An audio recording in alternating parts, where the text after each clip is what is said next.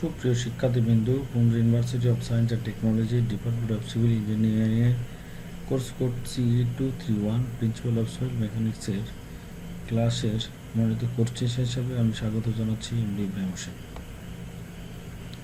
আপনার রেফারেন্স বই হিসাবে geotechnical of principal of geotechnical engineering এর 5th এডিশন বা 8th এডিশন যে কোনো একটা এডিশনে বিএম দাসের যে কোনো একটা বই ফলো করলেই হবে। তো আজকের আলোচনার টপিক হচ্ছে সয়েল এক্সপ্লোরেশন বা সাবসয়েল এক্সপ্লোরেশন। সাবসয়েল ইনভেস্টিগেশন বা সাবসয়েল এক্সপ্লোরেশনের বিষয়টা হলো যে আমি একটা বিল্ডিং বা একটা ব্রিজ বা কালভার্ট বা রোড যেটাই করি না কেন, আমাদের সয়েল ইনভেস্টিগেশন যদি না করতে পারি তাহলে আমার ফাউন্ডেশনটা কেমন দেওয়া দরকার এটা আমরা আইডেন্টিফাই করতে পারবো না। এই সয়েলের উপর ডিপেন্ড করে, সয়েল কন্ডিশনের উপর, রিপোর্টের উপর ডিপেন্ড করে আমরা একটা পাইল কি ফাউন্ডেশন দিতে হবে, পাইল ফাউন্ডেশন বা র্যাফট বা কী টাইপের ফাউন্ডেশন দিতে হবে সেই ফাউন্ডেশনটা আমরা ওখান থেকে আইডেন্টিফাই করতে পারি। এই কারণে সাবসয়েল ইনভেস্টিগেশনটা সবচেয়ে বেশি ইম্পর্টেন্স জিওটেকনিক্যাল ইঞ্জিনিয়ারিংয়ের জন্য।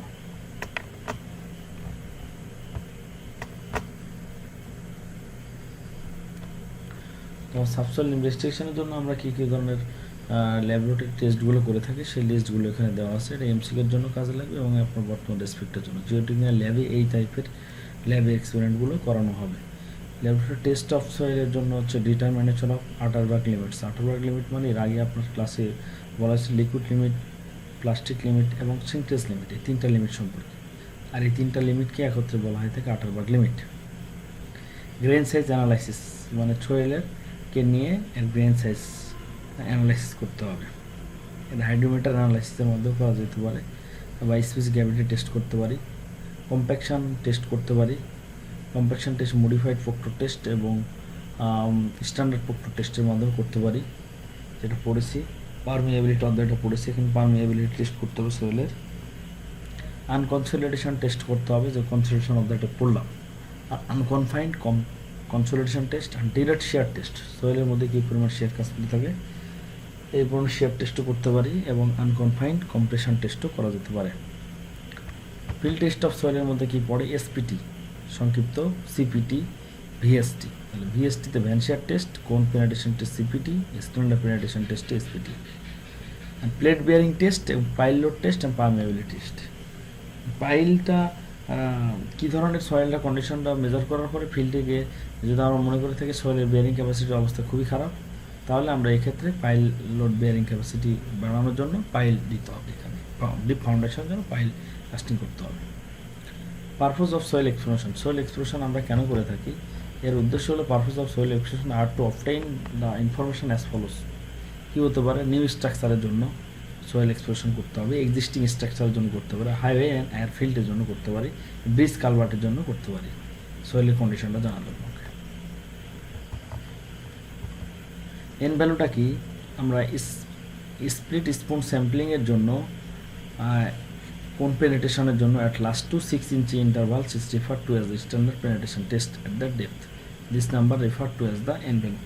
একটা আমরা যখন সয়েলটা কালেক্ট করব তখন একটা স্পিন স্পুট স্যাম্পলার সাহায্যে উপরে 63.5 ওজনের যদি 75 সেন্টিমিটার ডিস্টেন্স দূর থেকে যদি উপর থেকে বা 140 পাউন্ডের লোড যে উপর থেকে নিচের দিকে প্রবেশ করানো হয়ে থাকে ওই স্যাম্পলের সাহায্যে, তাহলে লাস্ট 6 ইঞ্চি করে 3বার প্রবেশ করাইতে হবে। এবং এখানে যদি লাস্ট টু 6 ইঞ্চির জন্য যে ইন্টারভালটা কাজ করে থাকবে সেটাকে বলবো আমরা এন ভ্যালু। তাহলে এন ভ্যালুটা কেন কারেকশন করা হয়ে থাকে? কনসিডার হবে না, এখানে কারেকশন। এন ভ্যালুটা কারেকশন করা হয়ে থাকে এই জন্যই যে আমরা এই এন ভ্যালুতে যে সয়েলটা কালেক্ট করে থাকি, তাহলে এই কালেক্ট করলে এই সয়েলটার ক্ষেত্রে লো ডেপথে করা হয়ে থাকে। এই কারণে লো ডেপথে করার কারণে পেনিট্রেশন রেজিস্ট্যান্সটা স্লো হয়ে থাকে, কারণ নাম্বার অফ ব্লোটা খুব লো। কিন্তু যখন আমরা হাই ডেপথে করা হয়ে থাকে ওই সেম সয়েলের জন্য হায়ার পেনিট্রেশন রেজিস্ট্যান্স পাওয়া যায়। এই কারণে আমার ফিল্ড ভ্যালুকে অ্যাকচুয়াল এন ভ্যালু পাওয়ার জন্য ওই ফিল্ড ভ্যালুকে আমরা কারেকশন করে থাকি। সাবমার্স কারেকশন বা ডিলিটুয়েন্সি কারেকশন, এক্ষেত্রে 15 + 1/2 NF বা এন এর মান 15 থেকে বেশি হতে হবে এক্ষেত্রে সিল্ড স্যান্ডের জন্য। আর ওভারবার্ডেন প্রেশারের জন্য যেটা আছে N 50/P+10, P is effective overburden pressure, P is PSI দিতে হবে। এক্ষেত্রে আর একটা আছে sigma dash kilonewton per metre square, কেপিএতে দিতে হবে, সিগমা ভি এর মানটা বের করে নিতে হবে। ইফেক্টিভ প্রেশার স্ট্রেস কী মেথডের মাধ্যমে আমরা করতে পারি সয়েল এক্সপ্লোরেশন। মেথডগুলোর মধ্যে হচ্ছে trial pit method, boring method, তাহলে হ্যান্ড আগার বোরিং, হ্যান্ড দিয়ে যে বোরিংটা করা হয় থাকে এগুলা, মেকানিক্যাল সাহায্যে অ্যারেঞ্জমেন্ট ব্যবহার করে যে বোরিংটা করা হয়ে থাকে এটা, ওয়াশ বোরিং যেটা করা হয়ে থাকে, রোটারে ড্রিলিং মেথডের মাধ্যমে, পারকিউশন ড্রিলিং মেথডের মাধ্যমে আমরা করতে পারি। তো এখানে দেখতে হবে যে আমার স্যাম্পলের দুই ধরনের স্যাম্পল কালেক্ট করতে পারি আমরা, আনডিস্টার্ব স্যাম্পল এবং ডিস্টার্ব স্যাম্পল। এখন ফিল্ড থেকে কোনো একটা স্যাম্পল কালেক্ট করলে সরাসরি যদি কালেক্ট করার পরে ওইটাকে নিয়ে যদি সঙ্গে সঙ্গে আমরা ইউজ করে দিই তাহলে এটাকে আমরা আনডিস্টার্ব স্যাম্পল বলতে পারবো, এবং এটার কোনো ডেনসিটি বা প্রপার্টি, সয়েলের প্রপার্টিটা চেঞ্জ হয়ে থাকে না।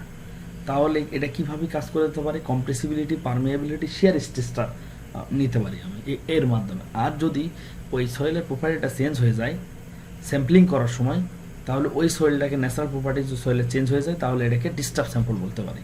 এই ডিস্টার্ব স্যাম্পলের সাহায্যে আমরা কী করতে পারি, liquid limit, plastic limit, Atterberg limits এগুলো টেস্ট করতে পারি, অ্যান্ড গ্রেন সাইজ ডিস্ট্রিবিউশন এবং স্পেসিফিক গ্র্যাভিটি হাইড্রোমিটার অ্যানালাইসিসের মাধ্যমে বের করে নিতে পারি। And area of ratio, area রেশিওটা আমরা কীভাবে বলতে পারি, degree of disturbance of a sample collected by various method can be expressed by a term is called area ratio. D outer space minus D inner diameter by D inner diameter square into 100 করলে আমরা পেয়ে যাব কি area ratio. এটা outside dia of sampler, এটা inside dia of sampler. Significant depth বলতে কি বোঝায়, যদি কোনো ফাউন্ডেশন ওপরে বা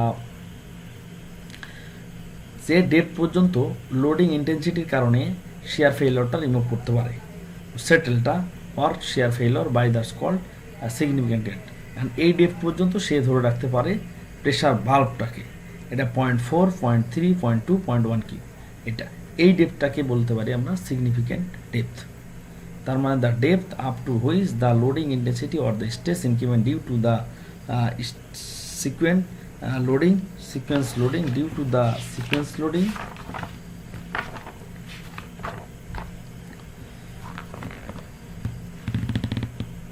due to structure loading can produce perceptible contribution যেটা দিয়ে থাকে to settle or shear failure, contribution যেটা দিয়ে থাকে সেটাকে আমরা সিগনিফিক্যান্ট, যে ডেপ পর্যন্ত কোনো শেয়ার ফেইলরটা রিমুভ করতে পারি, সিগনিফিক্যান্ট ডেপ বলতে পারি। স্যান্ড এবং ক্লের জন্য কোয়েসিভ, স্যান্ড হচ্ছে কোয়েশনলেস এবং ক্লে হচ্ছে কোয়েসিভ। এই দুটার জন্য আমরা বলতে পারি number of blow per feet এবং রিলেটিভ ডেনসিটি এর উপর ডিপেন্ড করতে পারে। 0 থেকে 4 যদি হয়ে থাকে ভেরি লুজ হতে পারে, 4 থেকে 10 হলে লুজ হতে পারে, 10 থেকে 30 হলে মিডিয়াম হতে পারে, 30 থেকে 50 হলে ডেন্স হতে পারে, আর 50 থেকে বেশি হলে ভেরি ডেন্স হতে পারে।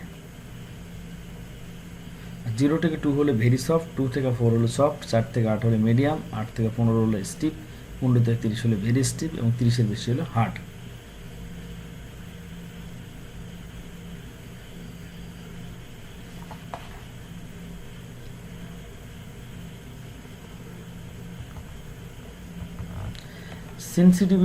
সেন্সিটিভিটি অফ ক্লে যদি বলি তাহলে Q undisturb sample by Q disturb, আনডিস্টার্বটা উপরে বা ডিস্টার্বকে যদি রেশিও করে দিই তাহলে সেন্সিটিভিটি অফ দ্য ক্লে পেয়ে যাবো। নর্মাল ক্লের জন্য সেন্সিটিভিটি ক্লের মান 2। এরিয়া রেশিওর সিগনিফিক্যান্টটা কেন দরকার, টাইপস অফ সয়েল স্যাম্পল আনডিস্টার্বের জন্য লেস দ্যান 10% হবে, আর যদি ডিস্টার্ব হয়ে থাকে তাহলে মোর দ্যান 10% হতে হবে। কোন পেনিট্রেশন টেস্টের মাধ্যমে আমরা কী বের করতে পারি, আমি এখানে শুধু ইম্পর্টেন্ট টপিকসগুলো নিয়ে এসেছি স্লাইড আকারে, যে সিম্পল জিনিসগুলো ইন ডিটেলসে আপনি বিএম দাস থেকে অধ্যায়টা একটু দেখে নিতে পারেন আপনারা। Use to determine the materials in a soil profile, আর এস্টিমেট করতে পারে ইঞ্জিনিয়ারিং প্রপার্টিসগুলো সয়েলের, এর মাধ্যমে ব্যবহার করতে পারি কোন পেনিট্রেশন টেস্টের মাধ্যমে। এখানে প্রেশার মিটার টেস্টের মাধ্যমে কী বের করতে পারি, প্রেশার টেস্ট মিটার মাধ্যমে বলতে পারি and measure the strength and deformality, কারণ সোয়েলের স্ট্রেংথ মেজার করতে পারি এবং ডিফর্মালিটি মেজার করতে পারি। তাহলে এসপিটি টেস্টটা কেমন করে করা যায়, ফার্মিয়া বইয়ের 680 নাম্বার পেজে আমার এই ইম্পর্টেন্ট একটু রয়েছে। Perform in a clean hole, একটা ক্লিন হোল করতে হবে যে হোলের 55 মিলিমিটার টু 150 মিলিমিটার ডায়া হতে হবে। আর এই thick wall split tube sampler ব্যবহার করতে হবে, যার আউটার ডায়াটা হচ্ছে 50.5 মিলিমিটার এবং 35 মিলিমিটার ইনার ডায়া। এই ডায়া দিয়ে ওই হোলের মধ্যে আমার 63.5 কেজি ওজনের ড্রাই ওয়েটটা 75 সেন্টিমিটার ফ্রি ফল থেকে ফেলা দিতে হবে। এই ফেলানোর ফলে আমার লাস্ট 3টা 6 ইঞ্চি বরাবর আমার ড্রাইভ করতে হবে। এই লাস্ট 6 ইঞ্চির জন্য যেটা আমার প্রয়োজন নাম্বার অফ ব্লোস, সেটাকে বলতে পারি N value. Significant of N ভ্যালুটা কেন দরকার? সিগনিফিক্যান্ট অফ এন ভ্যালুটা দরকার এই জন্যই যে আমার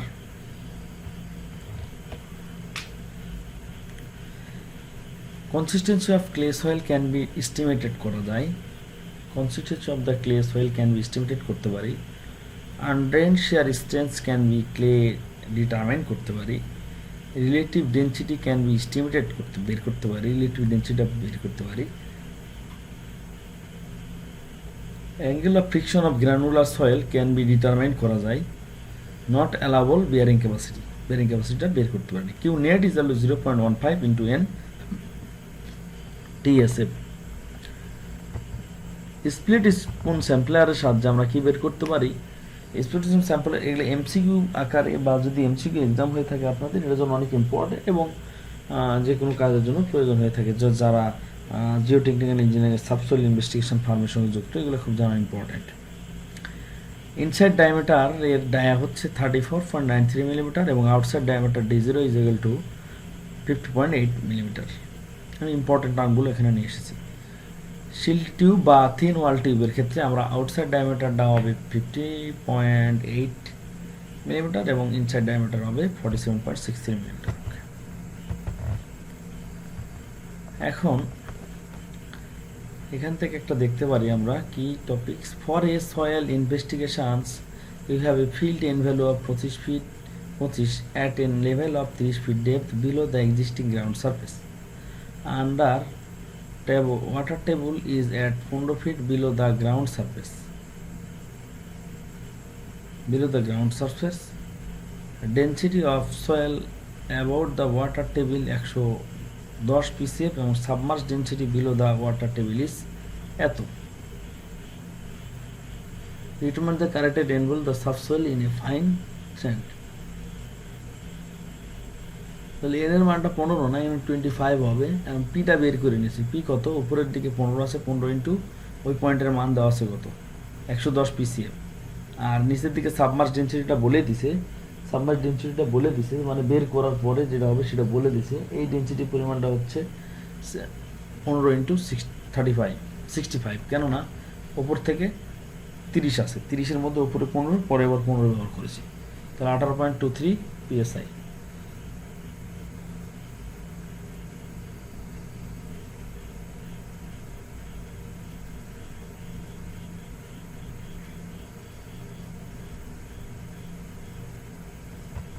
তাহলে n correction is only n into 50 by p plus 10। p এর মান 18.23 into 10 is only 4.444।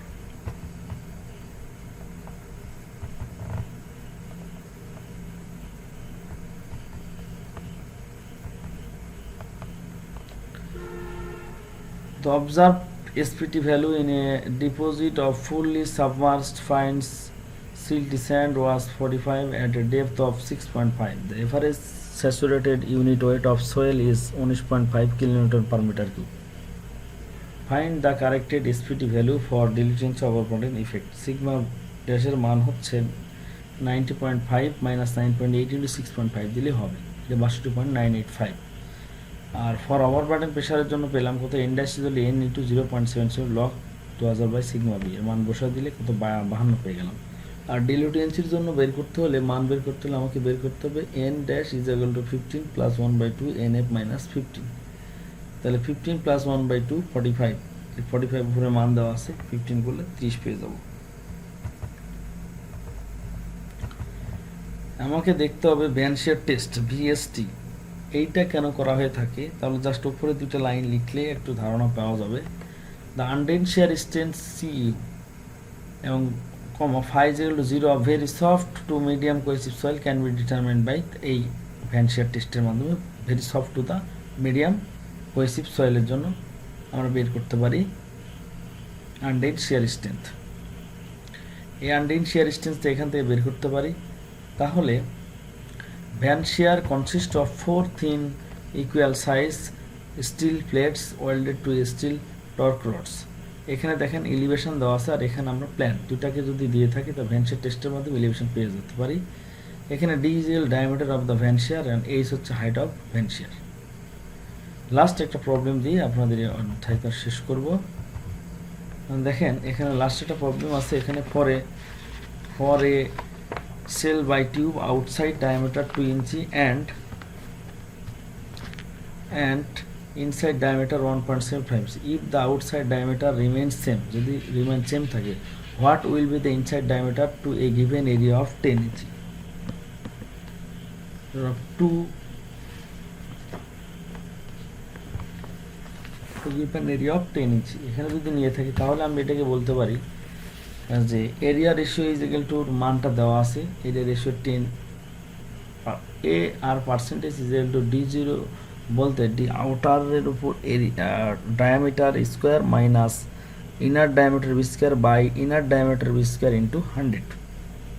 তাহলে A R area to give an area of 10% যদি বলতে পারি তাহলে আমার এটাকে 10 ইজ ইকুয়াল টু ডি জিরোর উপর 2 এর উপর স্কোয়ার ডি এর উপর স্কোয়ার বাই ডি এর উপর স্কোয়ার ইন্টু 100। এখান থেকে ডিআই ইজ ইকুয়াল 1.91 ইঞ্চি করে নিতে পারি। এতে ইজিলি বের করা যায়। যদি আমার আউটার ডায়াটা জানা থাকে তাহলে ইনার ডায়াট ইনসাইড ডায়ামিটারটা আমার এখানে বলে আছে যে outer diameter outside diameter okay. If the outside diameter remains same, outside diameter যদি সেম থেকে যায় ইনসাইড ডায়ামিটারটা ব্যবহার করবো না, তাহলে ইনসাইড ডায়ামিটারটা আমার কত বের করতে হবে হয়ে থাকে তাহলে 1.9 ইঞ্চি বের করে নিতে পারি এরিয়া অফ রেশিওর জন্য। এরিয়া রেশিওর জন্য এটা যদি বের করে নিতে পারি তাহলে আমি এটা সলভ করতে পারবো। তাহলে আজকে এই পর্যন্ত। Thank you everyone.